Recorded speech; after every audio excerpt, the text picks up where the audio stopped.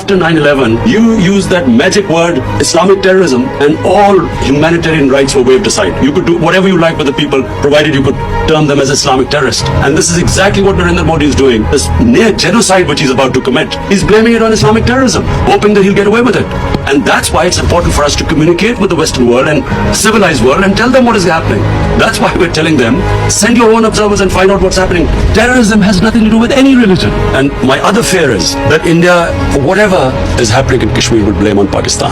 Last February, there was a Kashmiri boy who blew himself up on an Indian military convoy. The parents of the boy said that he was radicalized by the security forces on some checkpoint or something. Nothing to do with Pakistan. Yet Pakistan was immediately blamed for it. Once a conflict starts between two nuclear armed countries, and I told the Indian public too on television, I said it will go beyond me, my hands, or your Prime Minister's hands once it starts. Who knows where it's going to end up?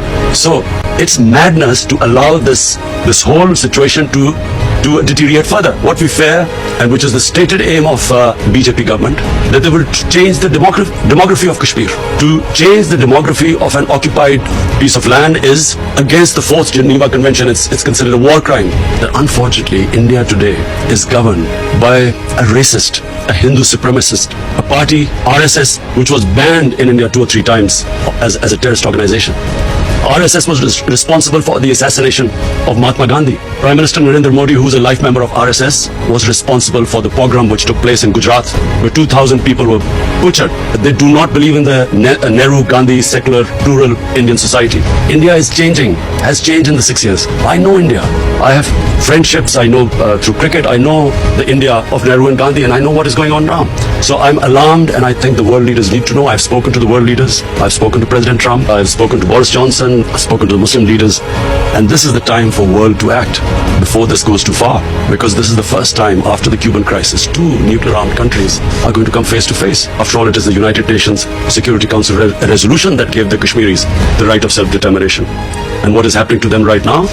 Responsibility lies on the United Nations too.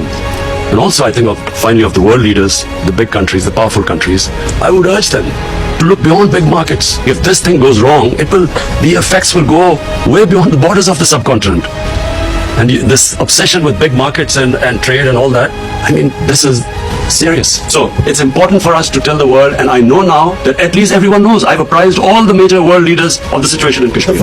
And as time goes on, and I fear that this is going to end up in a massacre, at least we will be able to tell the world community. And if India blames Pakistan for this, then at least the world would know about it.